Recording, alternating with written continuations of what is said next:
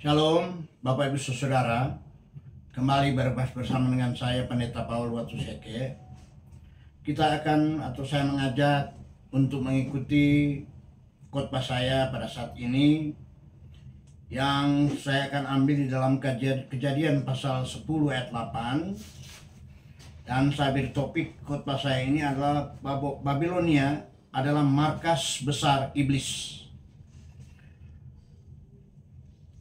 Sebelum kita renungkan, mari kita baca dulu Kejadian 10 ayat 8.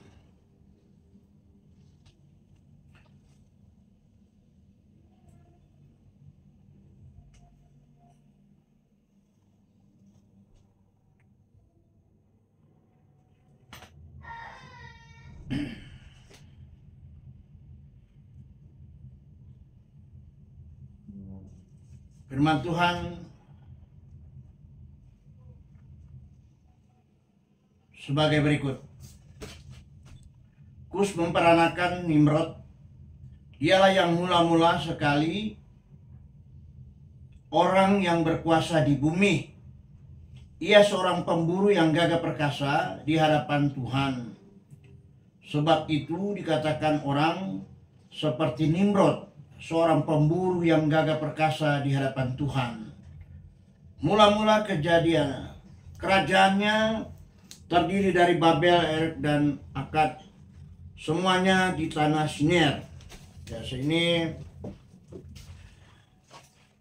mari kita lihat dulu, karena tadi disebutkan tentang dalam mulai dari ayat 8 itu mengenai Nimrod. Kita akan lihat siapa Nimrod sebenarnya. Kita lihat bahwa sesudah air bah berakhir atau berlalu, manusia yang lahir dari keluarga Nuh, mereka bermukim atau tinggal di suatu daerah yang disebut Mesopotamia, atau yang kita kenal sekarang adalah Irak. Dan kita lihat bahwa pada masa itu manusia berkembang, beranak cucu, dan juga dibarengi dengan satwa. Satwa juga berkembang biak memenuhi daerah itu. Persoalannya di sini adalah satwa ini ada dua macam. Ada satwa bawik, ada satwa buas. Dan kita lihat bahwa manusia pada waktu itu mereka mengalami satu problem. Problem mereka adalah berhadapan dengan binatang buas. Oleh sebab itu kita lihat bahwa karena manusia dan satwa itu hidup bersama dan sudah menimbulkan permasalahan-permasalahan, kelihatan manusia pada waktu itu hilang akal. Mereka tidak bisa berbuat apa-apa karena konflik berjalan terus, berlaku terus, terjadi pada waktu itu. Dan kita lihat bahwa sebagian daripada manusia abad dini itu tidak bisa berbuat apa-apa. Namun kita lihat bahwa muncul seseorang dari antara mereka adalah seorang pemburu perkasa, namanya Nimrod. Dan kita lihat bahwa Nimrod ini dia memperoleh ide, pemikiran bahwa dia harus mendirikan pagar-pagar sebagai pelindung. Jadi dia mendirikan pagar sekeliling tempat kediaman mereka untuk melindungi mereka dari ancaman binatang buas. Dan kita lihat bahwa tempat kediaman mereka atau pagar keliling itu sudah merupakan embrio atau jabang bayi daripada kota benteng itu sendiri. Dan Bapak Ibu Saudara, Kota benteng itu tumbuh pada abad-abad berikutnya. Dan Nimrod yang adalah cucu daripada Ham ini, dia mendirikan kota Babel. Di dalam Kejadian 10 ayat 8 tadi kita sudah baca bahwa Nimrod adalah raja yang pertama di dunia ini dan memerintah dunia ini. Nama Nimrod itu juga berasal dari kata marat.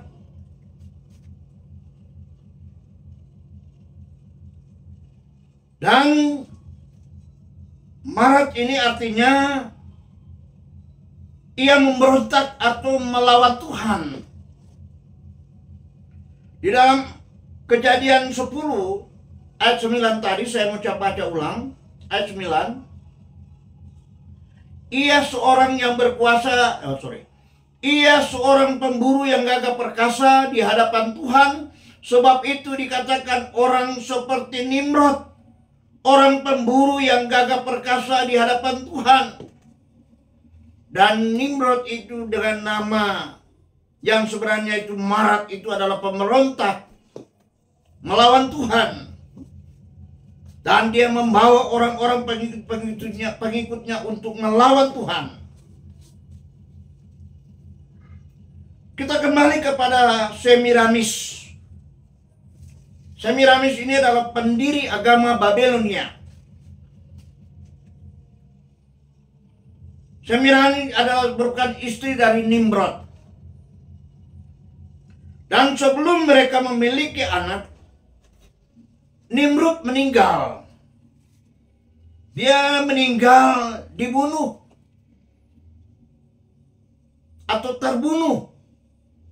Dan tubuhnya dipotong-potong dan dibakar. Sesudah dibakar itu dikirim ke seluruh daerah kekuasaannya. Dan kita lihat bahwa sesudah itu deklarasi atau Miramis mengadakan suatu deklarasi bahwa Nimrod kini telah menjadi dewa matahari. Ini deklarasi dari istrinya Miramis. Semiramis telah menjadi dewa matahari. Kemudian Miramis mengandung dan melahirkan dan diberi nama anak mereka Tamus. Dan menurut Semiramis yang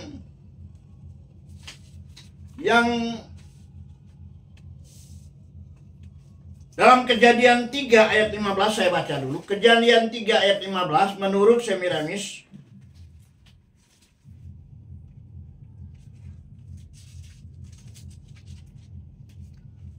3:15. Aku akan mengadakan permusuhan antara engkau dan perempuan ini, antara keturunanmu dan keturunannya. Keturunannya akan meremukkan tumiknya. Akan meremukkan tumiknya. Sepertinya Miramis memahami bahwa yang dimaksudkan dengan ayat 15 ini adalah anaknya, yaitu Tamus. Sehingga dia mempergunakan kata-kata dalam Kejadian 3 ayat 15 ini. Bahwa Tamus yang dimaksudkan dalam ayat ini adalah juru selamat. Dan Semiramis menuntut Tamus harus disembah sebagai Tuhan. Ini yang terjadi. Harus disembah sebagai Tuhan, yaitu si Tamus ini, anak dari Semiramis.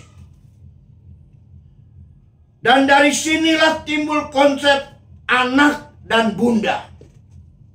Ingat, sekali lagi saya ulangi, dari sinilah latar belakangnya muncul konsep anak dan bunda.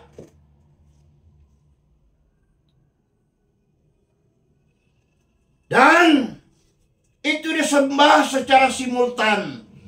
anak dan bunda ini disembah secara simultan.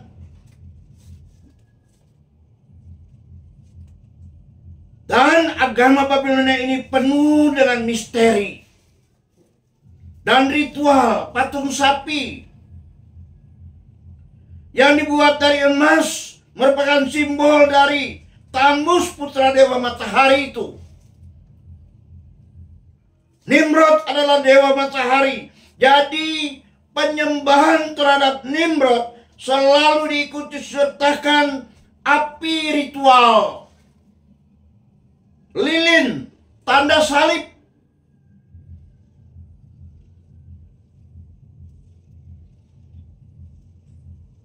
Simbol agama Babilonia menambahkan garis ke atas pada huruf T yang merupakan huruf pertama dari Tamus. Jadi menambahkan garis ke atas huruf T itu adalah atau sudah merupakan huruf pertama dari Tamus. Bapak Ibu Saudara, ini perjalanan daripada agama Babilonia itu.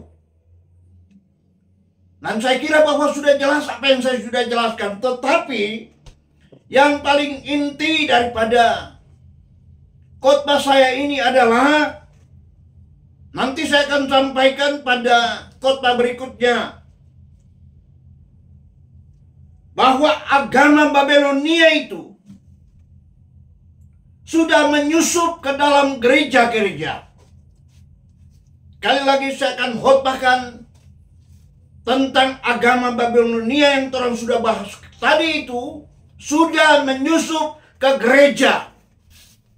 Amin, saya percaya. Kita akan berjumpa pada pertemuan berikut sebagaimana topik yang saya sudah sampaikan tadi. Amin.